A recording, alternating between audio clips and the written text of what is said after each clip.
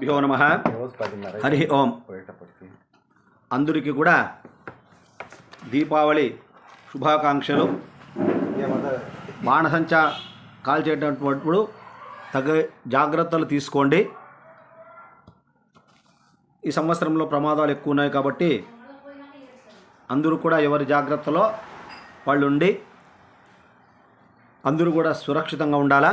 అంతేకాకుండా పిల్లలకు బాణసంచా ఇచ్చినప్పుడు మీరు వదిలిపెట్టి పోవద్దండి. వాళ్ళ దగ్గరే ఉండి పండగ సుఖ సంతోషాలతో చేసుకొని అందరూ ఆనందంగా ఉండండి. ఓం వక్రతుండ మహాకాయ కోటి సూర్య సమప్రభ నిర్విఘ్నం కురు మే దేవ సర్వకార్యేషు సర్వదా. మహాగణపతయే నమః. గురుబ్రహ్మ గురువిష్ణు గురుర్దేవో మహేశ్వర గురు సాక్షాత్ పరబ్రహ్మ తస్మై శ్రీ గురవే నమః.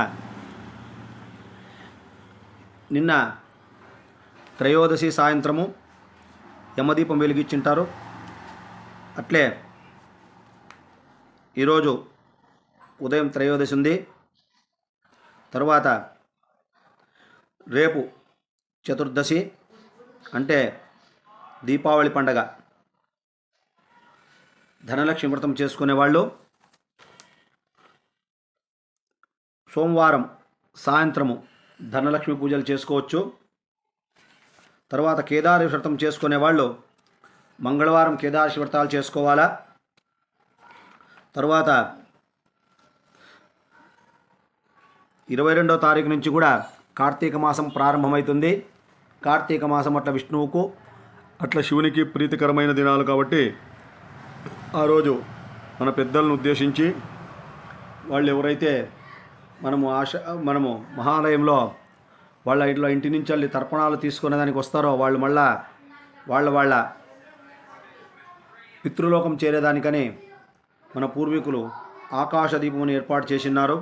ఆ ఆకాశ దీపము 22వ తారీఖు మొదలు పెట్టుకొని వీలైన వాళ్ళు కార్తీక మాసం అంతా కూడా ఆకాశ దీపం వెలిగించవచ్చు. దానివల్ల పితృలు తృప్తి చెందుతారు. అంతేకాకుండా 22వ తారీఖు బలిపాడ్యమి. కర్ణాటక రాజ్యంలో బాగా చేస్తారు. బలిపాడ్యం చేయడం వల్ల మన పాపాలు హరిస్తాయి అని చెప్పి శాస్త్రం చెప్తుంది. 23వ తారీఖు భగినీ హస్త భోజనము. అదే పనిగా అక్క చెల్లెల వాళ్ళ ఇంటికి పోయి భోంచేసి వస్తారు. అది భగినీ హస్త భోజనము.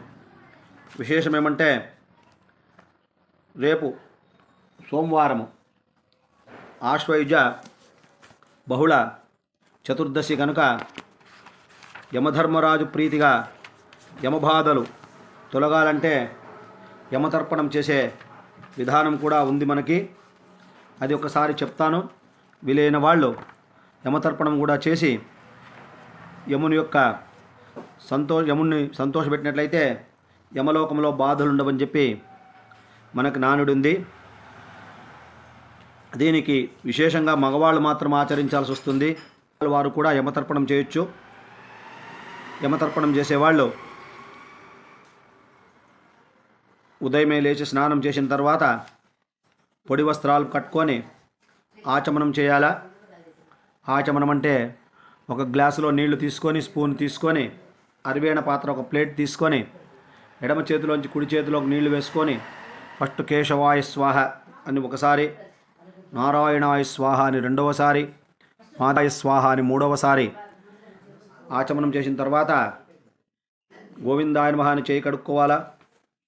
విష్ణవే నమః, మధుసూదనాయ నమః, త్రివిక్రమాయ నమః, వామనాయ నమః, శ్రీధరాయ నమః, ఋషికేశాయ నమః, పద్మనాభాయ నమః, దామోదరాయ నమః, సంకర్షణాయ నమః, వాసుదేవాయ నమః, ప్రద్యుమ్నాయ నమః, అనిరుద్ధాయ నమః, పురుషోత్తమాయ నమః, అదోక్షజాయ నమః, నారసింహాయ నమః, అచ్యుతాయ నమః, జనార్దనాయ నమః, ఉపేంద్రాయ నమః, హరయే నమః, శ్రీకృష్ణ పరబ్రహ్మణే నమః అని చెప్పిన తర్వాత ప్రాణాయామం చేయండి.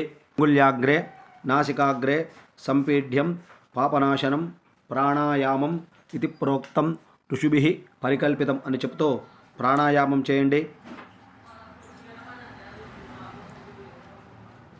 తర్వాత చెప్పుకోండి.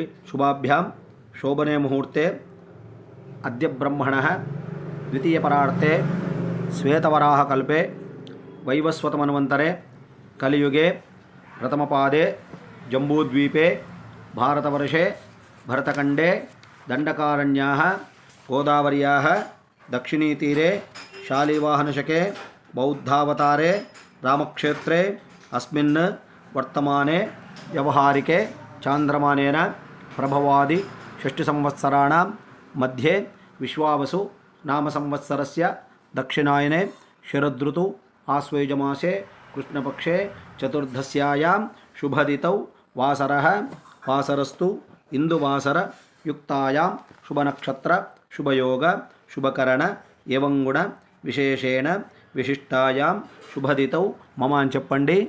యమబాధ నివారణ ద్వారా ఉత్తరోత్తర అభివృద్ధ్యత సిద్ధ్యర్థం ఆశ్వయుజమాస కృష్ణపక్ష చతుర్దశి ప్రయుక్త యమతర్పణం కరిష్యే అని చెప్పిన తర్వాత సౌత్ పక్కకు తిరుక్కోండి, దక్షిణం వైపుకు తిరుక్కొని మీ ఒక గ్లాసులో నీళ్లు తీసుకొని దాంట్లో కొంచెం నువ్వులు కలుపుకొని దేవతీర్థం ద్వారా అంటే మనం వేళ్ళ నుంచి వెళ్ళి నీళ్లు వదులుతూ రావాలా చెప్పుకోండి.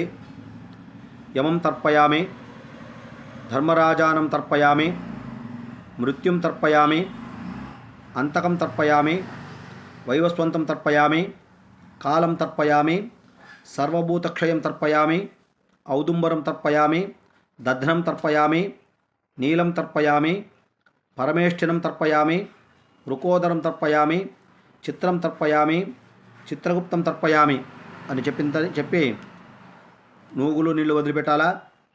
గుర్తుంచుకోండి, బొటుకున వేలు చూపుడు వేలు మధ్య నుంచి వదలకూడదు. దేవతీర్థం ద్వారా మాత్రమే వదలాల. అంటే మామూలుగా మనం నీళ్ళు ఎట్లా వదులుతామో అర్ఘ్యము అట్లా వదలాలా. తర్వాత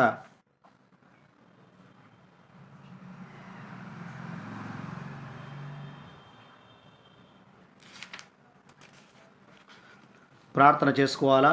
యమాయ ధర్మరాజాయ మృత్యవే అంతకాయ చ వైవస్వతాయ కాలాయ సర్వభూత క్షయాయ చ ఔదుంబరాయ దధ్నాయ నీలాయ పరమేష్ఠినే వృకోదరాయ చిత్రాయ చిత్రగుప్తాయతే నమః అని యమతర్పణ విధి చేసిన తర్వాత యమునికి ప్రార్థన చేసుకోండి.